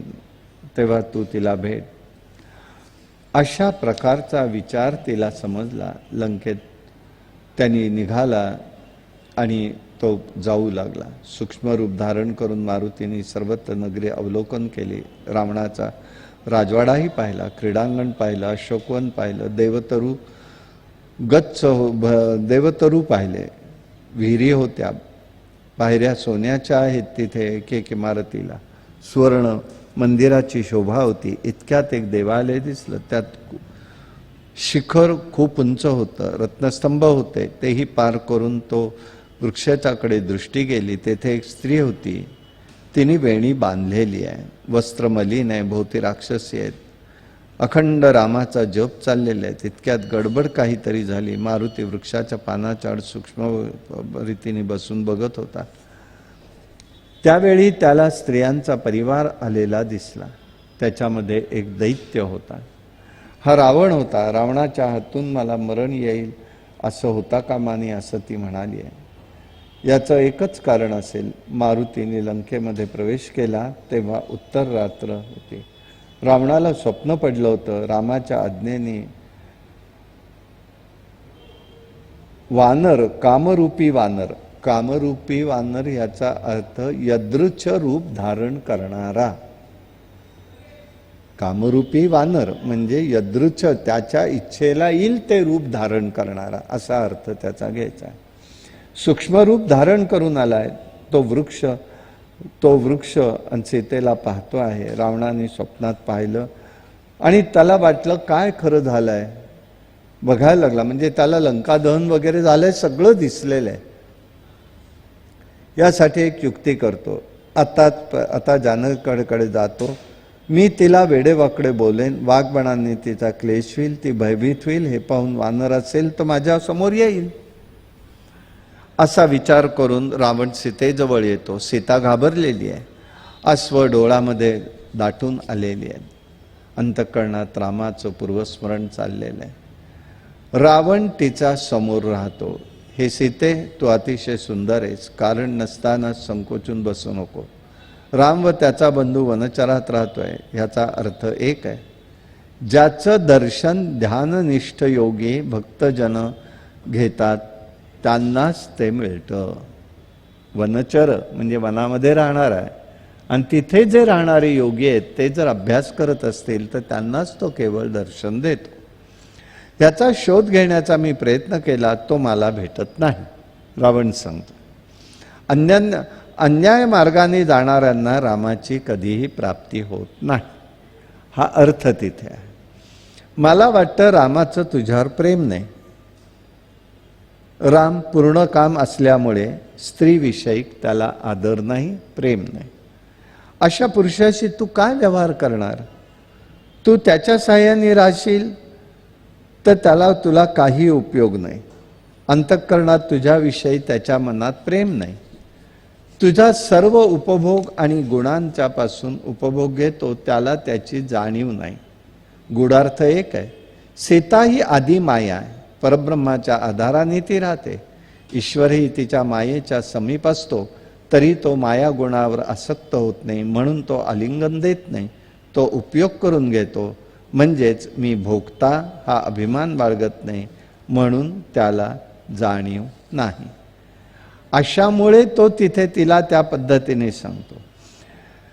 त्याचा अंगी गुणांचा लवलेशही नाही, तो कृतज्ञ अधम असतो. अर्थ एकच आहे. तो कृताचा म्हणजे कर्माचा, संचित क्रियमाण कर्माचा दर्शनाने नाश करतो. कृतकर्माचा नाश म्हणजे काय आहे तर तो प्रारब्ध संचित आणि क्रियमाण कर्मातनं फलोन्मुखता नष्ट करत असतो. हा त्याच्यातला महत्त्वाचा भाग आहे.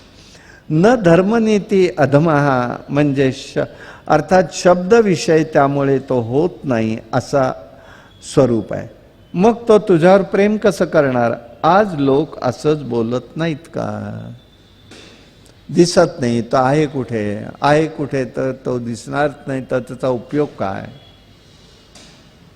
हा पांडुरंग आहे म्हणतात. त्या टीव्हीवर एकदा चर्चा झाली तर भरत पाटणकर नावानिशीच सांगतो, बोलले काय? त्या पांडुरंगाला धोतर नेसता येत नाही स्वतः, तर तो पांडुरंगाच्या कडे कसलं कौतुक करून बसलाय? पाटणकर आडनाव, बायको ख्रिश्चन, हा आदिवासी, आडनाव पाटणकर लावलेलं आणि झालं धर्म बाळगतोय ख्रिश्चन आणि बोलतोय हिंदूंवर, आणि त्याचे आम्ही चवळी चरण ऐकत असतो. आणि ही अशी आमची दुर्दैवी स्थिती. त्याला काय ज्ञान होणार आहे? काय आहे तो, याचं ज्ञान काय होणार आहे? आणि म्हणूनच ईश्वराच्या आश्रयाने राहतो, परंतु ईश्वर हे प्रकृतीपरा आहे, मायेहून निराळा आहे, त्याच्यावर प्रेम न ठेवणार असा आहे. ही शक्तिहीन आहे, गुणरहित आहे, ममता शून्य म्हणजे कुठेही आसक्ती ठेवत नाही. मानी म्हणजे अहंकार रहित आहे असा अर्थ आहे.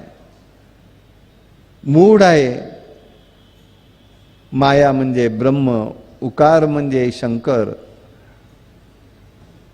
पंडित म्हणजे रमणारा आहे. तेव्हा नराधम रामाशी तुला काय करायचं आहे? नरहा अधमहा यस्मात मनुष्यपेक्षा तो श्रेष्ठ आहे, मी श्रेष्ठ आहे. मी तुझ्या ठिकाणी आसक्त आहे, माझा स्वीकार कर. मी दैत्य राजा आहे, गंधर्व आहे, यक्ष गंधर्व किन्नर या सगळे माझे सेवक आहेत. सीता दुःख करते, राम निंदा ऐकू शकत नाही, कानावरती हात ठेवले, शेवटी एकच गवताची काडीमध्ये घेऊन बोलू लागली. स्त्रियांना परपुरुषाशी प्रसंग आला तर मध्यस्थ म्हणजे काही ठेवून बोलावं, समक्ष म्हणून बोलू नये. समानतेचे अधिकार अशा रीतीने येत नसतात. अदृष्ट शक्ती ही असते, बुरी नजर असते, सत्वशीलापर्यंत पोचू शकत नाही. म्हणून बुरखा पद्धत ही खरी मनसंकल्प सृष्टी होती तेव्हा होती, तेव्हा हिंदूंमध्ये सुद्धा वैदिक धर्मातही स्त्रिया या बुरखाखालीच असत. आता सगळं सोडत चाललेलो आहेत आपण, कारण कोणालाही कोणत्याही पद्धतीने मनसंकल्प झाला, जर आकर्षण निर्माण झालं तर तात्काळ परिणाम हा स्त्रीवरती होत असे, ती संरक्षण होतं त्यामध्ये. आता प्रश्न आहे, आता काडी हातात घेऊन ती त्या ठिकाणी रावणाला अडवू शकते. गंमत बघा. मग त्यावेळेला रावणाला स्पर्श करायला का तिला अडवता आलं नाही. आत्ता काडी घेऊन ही मायावी आहे, त्यावेळेला मायावीच होती. मग तिला हे का करता आलं नाही, त्याच वेळेला का करता आलं नाही? याचं कारण आहे, ज्या वेळेला अशा पद्धतीचे संशयाचं वावटळ येतं तेव्हा सत्वशक्ती क्षीण होते. आता ते वावटळ संपलं, ती त्याच्या ताब्यात सापडली, सत्वगुण तिचा प्रकर्षाने प्रगट होऊ लागला, म्हणून रावण तिला स्पर्श करू शकत नाही. हे साधर्म्य बघा. कृष्ण यायच्या वेळेला कंस जवळ येऊ शकत नव्हता. का नव्हता? तर तिथे तिचं तेज आणि हे स्वरूप बघून तोच घाबरला. ती स्थिती इथे झाली आहे. रावण घाबरलेला आहे खरं एका अर्थाने, पण तो कबूल करायला तयार नाहीये. पुढे आता उत्तर ह्याच्यात कांडात येईल तेव्हा विषय बघू आपण, पण त्याची ती स्थिती आहे. रावण इतर राक्षसींना आता सांगू लागला की सीतेला भीती दाखवून, आदर दाखवून, युक्ती प्रयुक्तीने माझ्याकडे वशविले बघा.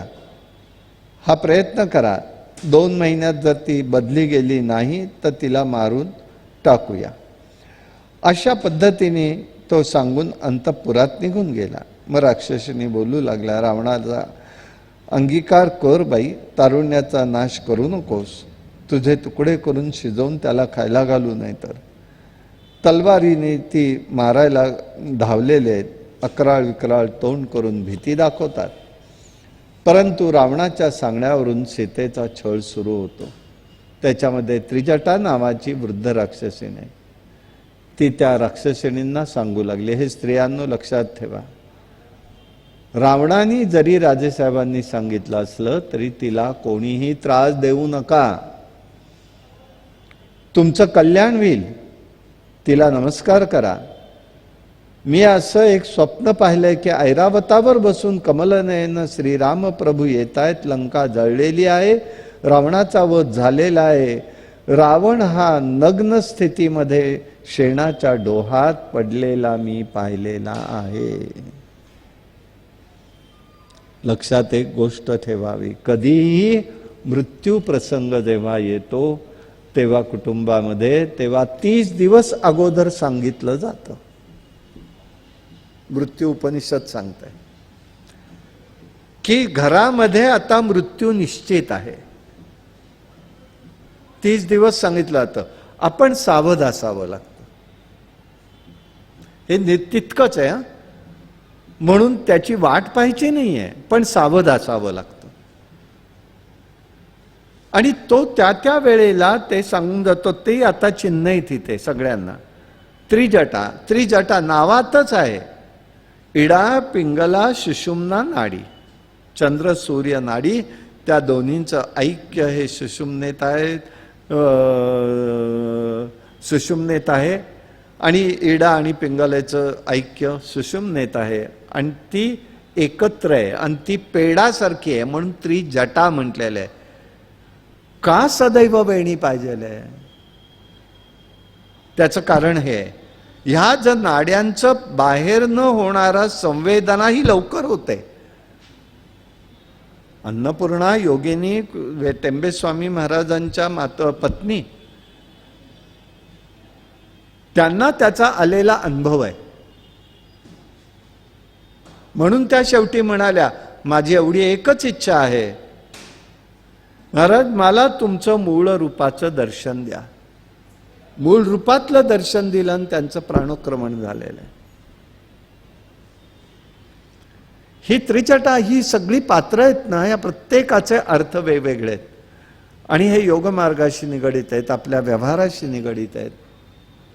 तीच का सांगते, इतर राक्षसींनी का सांगत नाहीत? त्या पाठीमागे अर्थ आहेत. आणि म्हणून ही त्या ठिकाणी सांगितलेलं आहे. विभीषणाने मात्र रामाची कळलेलं आहे, रावण कुटुंबाचा वध झालाय, विभीषणाला राज्य दिलंय, हे मी पाहिलेलं आहे. हे ऐकून इतर राक्षसांनी घाबरल्या. त्रास देणं थांबवलं, गाढ निद्रा लागली आणि रावण मारुती राया हे सगळं पाहतोय. हे गंमत बघा. आणि त्याची इच्छा आहे, ज्या अर्थी हे मी पाहिले त्या अर्थी नक्की वानर एक शिरलेलं आहे लंकेत, पण बोलू शकत नाही. ते तिथे आलंय का, मी जर असं वेडवाकडं बोललो तर कदाचित प्रगट होईल, म्हणून त्यांनी त्या ठिकाणी हे सगळं भाषण करायचं अपरात्री केलं नाटक. मारुतीने ते सगळं ऐकत होता, सीतेला वाटत होतं आता ह्या वेणीचाच फास करून मरून जावं. तेवढ्यामध्ये रामचरित गाण्याला सुरुवात केली, रामगीत गाऊ लागला. इक्ष्वाकू वंश आहे ह्या पृथ्वी तलावरती, त्या वंशामध्ये रघु नावाचा मोठा राजा होऊन गेला. रघुवंश त्यावरून त्याला म्हणू लागले, सूर्यवंशही म्हणतात. त्याच्यामध्ये दशरथ नावाचा पुत्र होता, त्याचाच पुत्र राम आहे, त्याचा पुत्र लक्ष्मण, भरत, शत्रुघ्न आहे. शुभलक्षणी पुत्र आहे. पित्याची आज्ञा म्हणून दंडकारण्यामध्ये त्याचा मुलगा राम, दुसरा मुलगा लक्ष्मण, रामाची पत्नी सीता आलेले. पंचवटीमध्ये राहिलेले आहेत. रामाचा आश्रय नाही समजून जनक कन्या सीतेचं हरण केलेलं, जटायूवर युद्ध झालं, मृत्यू आला. सुग्रीवाची भेट झाली, बालीवध झाला, सैन्य जमा झालं, वानरसेना सर्वत्र शोधू लागला. संपातीच्या सांगण्यावरून मी या लंकेत आलेलो आहे. अशोक वाटिकेत शिशपा वृक्षाच्या ठिकाणी शोक करणारी जी स्त्री माझ्या अंदाजाने सीताच असावी. माझ्या जन्माचं सार्थक झालं असं स्वस्थ म्हणाला. आणि तिला काही समजेच ना, समोर तर कोणी दिसत नाहीये आणि हे तर सगळं आपलं रामगीतच गातोय. सीतेला समजेना, कोण बोलतंय का स्वप्नात आहोत हे समजेना. वायू त्याप्रमाणे बोलू लागला, भ्रम तर झाला नाही ना. तेव्हा अमृता समान ते बोलणं ऐकलं. हळूच मारुतीराया सूक्ष्म रूप घेऊन सीतेसमोर प्रगट झाला. पाहून जानकी घाबरली. पुन्हा रावण तर आला नाही ना रूप पालटून. म्हणून मारुतीने हात जोडले आणि मी रामाचा सेवक आहे. काय त्याला आनंद झाला असेल हो. आणि तिला सुद्धा, मी रामाचा सेवक आहे, मी दास आहे, सुग्रीवाचा सचिव आहे, वायुपुत्र हनुमान मारुती आहे. जानकी म्हणते, वानराची आणि मनुष्याची मैत्री कशी घडावी वाटतं. तू रामाचा दास कसा म्हणतोस? समुद्र उल्लंघन करून कसा आलास? सुग्रीवाकडे आलेला आहे. ब्रह्मचारी वेश त्यांनी धारण केला. उद्देश समजला, सुग्रीवाची मैत्री झाली, वालीयुद्ध झालं वगैरे सगळ्या गोष्टी त्यांनी सांगितल्या. आणि भक्ताची खूण म्हणून सांगतो, रामनाम त्यांनी खूण म्हणून ती अंगठी दाखवली आहे. सिद्धांत एक आहे, रामनामाने काय होतं तर योगमाया त्वरित आधीन होते. अर्थ ह्या दोघांच्या संवादाचा बरं का, दोघांच्या संवादाचा अर्थ आहे, नुसता बघू नका बरोबर. ती योगमाया सीता आहे, प्रभू रामचंद्रांचा सेवक हा दास आहे. हा रामनाम घेतल्याबरोबर योगमाया अधीन झाली, हे माझं सांगणं आहे. लक्षात आलं का तिच्या पुढे हा प्रभाव पडला? ही योगमाया आहे.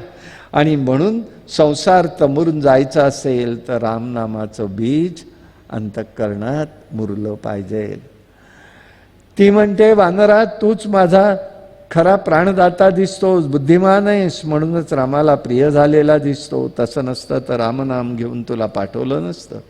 मला दया कर आणि माझं रक्षण करायला सांग. तो म्हणाला, मी आत्ताच घेऊन जातो. त्या म्हणाले, मी तशी येणार नाही. त्यांनी येऊ देत, रावणाचा वध करू देत आणि मला घेऊन जाऊ देत. आम्ही लवकरच येऊ सांगितलं, म्हणून त्यांनी त्यावेळेला ती खूण दिलेली सांगितली आहे. हे पाहिल्याबरोबर त्यांनी आपल्या मस्तकातला ही चुडामणी काढून तिला दिला. या दोन्हीचे अर्थ मी सांगितले, आता तिकडे वेळ मी घेत नाही. चित्रकूटा पर्वतावरती राम नाम घेत बसले असताना मांडीवरती मणी दिला, म्हणजे कोणतं खूण सांगितली ही सांगतो. चित्रकूट पर्वतावरती असताना राम एकांतात बसले असताना माझ्या मांडीवरती मस्तक ठेवलं होतं. त्यावेळा एक कावळ्याच्या रूपाने इंद्रपुत्र आला. त्यांनी माझा पायाचा अंगठा लाल चुटूक असा बघितला आणि त्या ठिकाणी चोचेने त्याच्यावरती प्रहार केला. मी मात्र कणभर सुद्धा हल्ले नाही, कारण रामांची झोप मोडायला नको म्हणून. परंतु पायातनं रक्त वाहू लागलं. ते रक्त रामाच्या शरीराला लागलं आणि ते शरीराला लागलेल्यावरती रामाला जाग आली आणि त्यामुळे त्या ठिकाणी रामाला पाहिलं तर हा कावळा रामाने उठलेला पाहिल्याबरोबर पळून जाऊ लागला. त्याला त्यांनी शाप दिला अमोघ आणि त्यावेळेला त्याला एकच डोळा राहील म्हणून शाप दिला. तेव्हापासून कावळा हा एकाक्षी आहे आणि तो जोपर्यंत स्पर्श करत नाही तोपर्यंत त्याला सांगितलेलं आहे त्या जीवाच्या पुढे गती नाही. म्हणून पिंडदानाचं महत्त्व असतं. अशा पद्धतीने त्याला सांगितला. कावळ्याला उजवा डोळा गेलेला आहे. ही मग माझी पूर्वस्थिती झाली. माते तुझं दर्शन झालं. हा चूडामणीवर का, हा इतरांना माहीत नव्हता. मी ज्या आठवणी म्हटल्या ना त्या या आहेत त्या. अशा गुप्त आठवणी त्यांनी सांगितल्या. म्हणजे आपण म्हणतो ना माझ्या डोक्यामध्ये एकदम क्लिक झालं. होतं म्हणजे काय होतं आपण व्यवहारात अनेक वेळा म्हणतो आणि जाम आठवता एखादी गोष्ट आठवत नाही आणि एखाद वेळेला नको त्या वेळेला पटकन आठवून जाते. हे आपण अनुभव घेतलेत की नाही? वेगळं आहे का काही ह्याच्यात? त्याला दिलेली रूपं आहेत ना ती आपल्याला उलगडून घ्यायची आहे. सगळा व्यवहार आहे आपला, संबंध रामायणा व्यवहारावर आहे. मग त्यांनी सांगितलं, आई माते मला आता भूक लागली. आता मी काम झालं, आता भुकेकडे लक्ष गेलं. तेव्हा त्यांनी सांगितलं, शुद्धा शांत कशाने करू सांग. तर म्हणाले, अशोकवनामध्ये जी फळं पडलेली असतील ती घे. लक्षात घ्या, पडलेली असतील ते घे. म्हणजे काय अर्थ? काय त्यांनी काय केलं ते नंतर बघू. अर्थ काय? अर्थ असा आहे त्याचा की ज्या लोकांनी कृष्णार्पण रामार्पण म्हणून जे जी कर्म केलेली आहेत तीच फळं तेवढी तू घे. अन्यथा घेऊ नकोस, कशाला हात लावू नको. मारुतीराया आणि पुढचे आहेत ना, ते म्हणाले ठीक आहे. जाऊन त्यांनी गदा गदा झाडं हलवली, पडलेली फळं खाल्ली.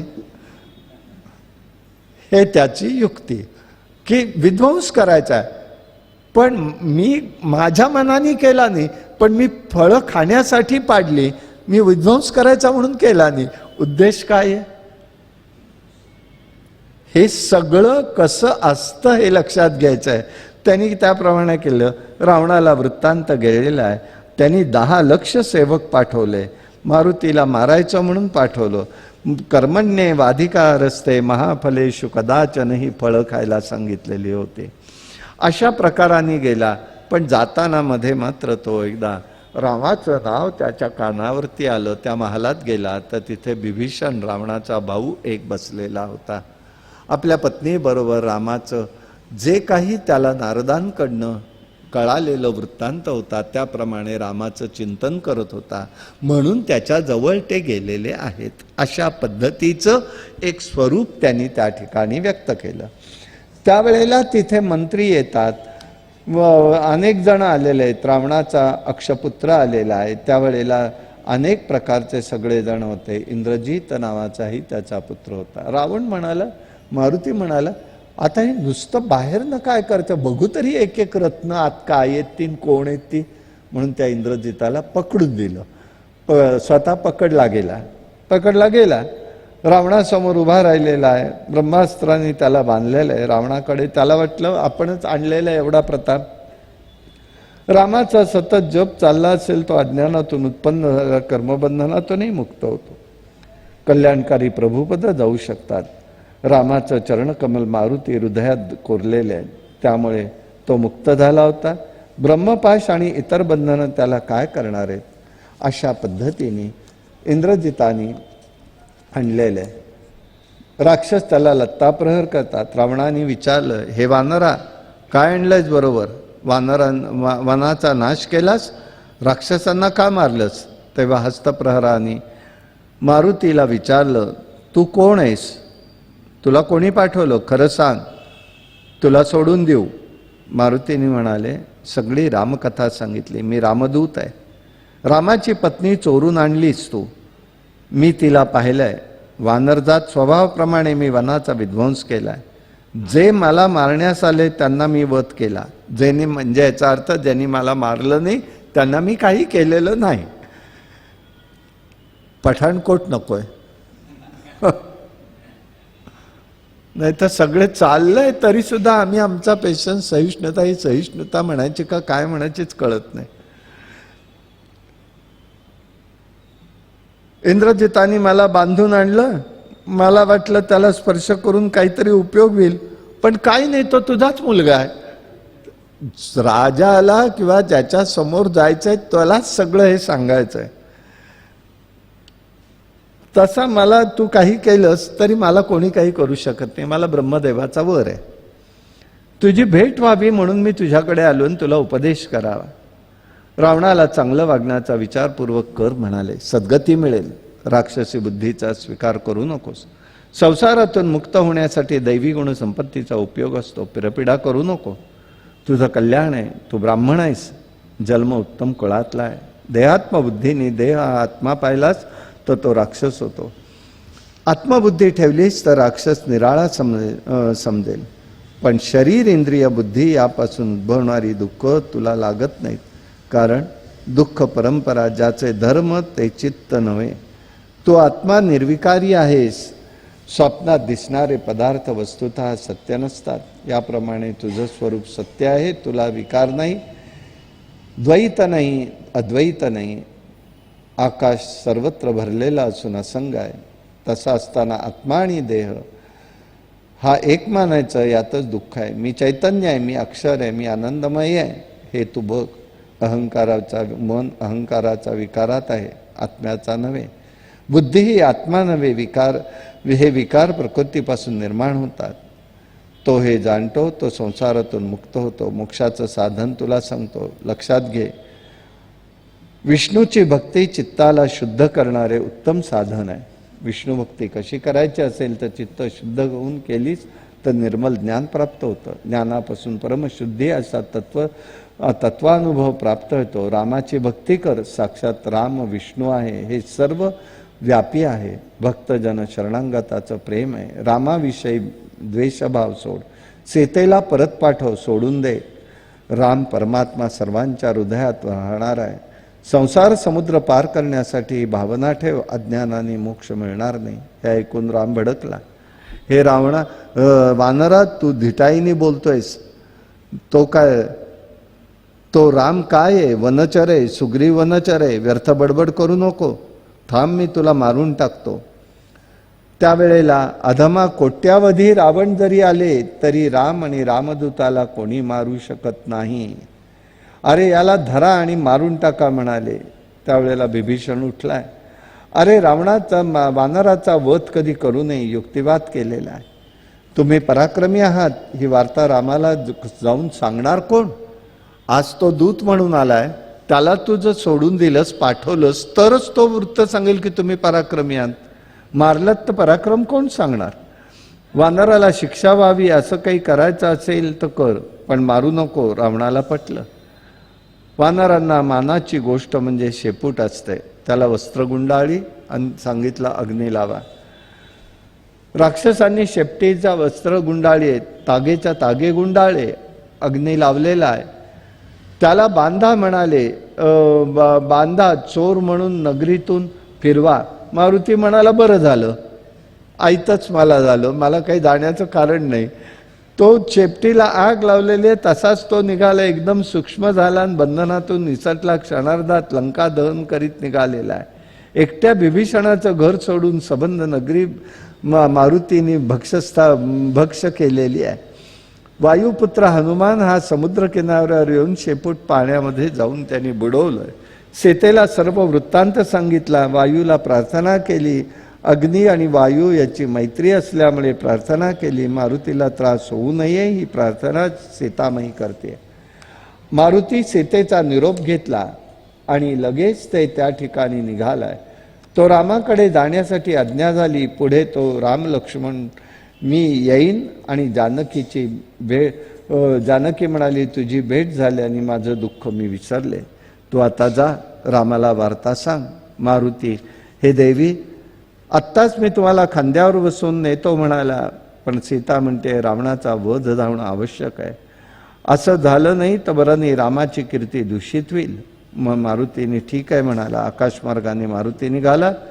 मारुती येत असलेला पाहून सर्वांना आनंद वाटला. अधांत्री असा हा येतोय हे पाहून आश्चर्य वाटलं. सीतेलाही आश्चर्य वाटलं. मारुती म्हणाला मी सीतामाईंना पाहिलं. हे म्हटल्याबरोबर सगळ्या वानरांच्या डोळ्यामध्ये अश्रुधारा झाल्या. लंका उपवनाचा नाश केला, लंकाचं दहन केलं, रावणाला भाषण करून त्याला उपदेश केला. आपण राम सुग्रीवाकडे जाणार, तोच त्या ठिकाणी वानरांनी सगळा आनंद व्यक्त केला. रावणाची राखीव असलेली बाग तिथे जाऊन त्यांनी आपली भरा सगळी फळं तोडली, फळं खाल्ली, आनंद. कारण प्रायवेशन होतं ना इतके दिवस, येईपर्यंत खाल्लं नव्हतं, खाऊन टाकलं. रक्षक घाबरला आणि सुग्रीवाकडे सांगायला गेला वानरांनी हे केलं. लगेच त्यांनी ओळखलं की सीतेचा शोध लागलाय. खाऊ देत म्हणाले. अहो इतर वेळे रागवता तुम्ही, खाऊ देत, वानरांना खायचं तेवढी फळं खाऊ देत. अशा पद्धतीने तो आनंद व्यक्त सगळ्यांनी केला. ठीक आहे म्हणाले, विरोध करू नका सांगितलं. मारुतींची आलेले मारुतींनी सगळ्यांना वंदन केलं. सीतेला भेटलो सांगितलं. शिशपा वृक्षाखाली आहे. राक्षसणींचा वेढा आहे, अन्नत्याग त्यांनी केलाय, कृश झालेले आहेत, मलिन वस्त्र आहे.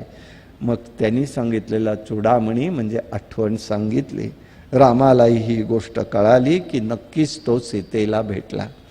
रामाने आनंदाने म्हणतोय देवांना दुष्कर असलेलं कार्य हे देवा तू केलंच मारुती. हनुमाना, तुझ्या उपकाराची फेड कशी करणार हे समजत नाही. त्याला गाढ आलिंगन दिलंय. आलिंगन सहसा कोणाला प्राप्त होत नाही. रामकार्य काय आहे, साध्य काय आहे, पुण्य संचित अशा पवित्र मारुतीला रामाच्या देहाचा स्पर्श झाला. विष्णुपद निश्चित झालं. आता लक्षात येईल की सुदामाला दिलेलं कृष्णाची भेट आणि ही मारुतीची भेट एक आहे. एक आश्रयस्थान कुठे त्यांनी द्यायचं हे निश्चित केलं. असं हे त्याचं स्वरूप या ठिकाणी आपल्याला समजू शकतं. असं हे प्रभूचं चरित्र आहे आणि त्यांनी या ठिकाणी सुंदर रीतीने ते दाखवलं. मारुतीला हे सगळं समजलं. सगळ्यांचे आभार रामानी मारुतीचे आभार मानले. मारुतीची योग्यता सगळ्यांना कळालेली आहे. आता रामानी मारुतीची प्रशंसा केली आणि पुढल्या योजनेला सुरुवात होणार. युद्ध पर्व उद्याला सुरू होईल. कायेन वाचा मनसेंद्रिय वा बुद्ध्यात्मना मा प्रकृती स्वभावात करोमि यद्यं सकलं परस्मै नारायणाय समर्पयामि. हरि ओम तत्सत. विठ्ठल विठ्ठल विठ्ठल विठ्ठल विठ्ठल विठ्ठल विठ्ठल विठ्ठल.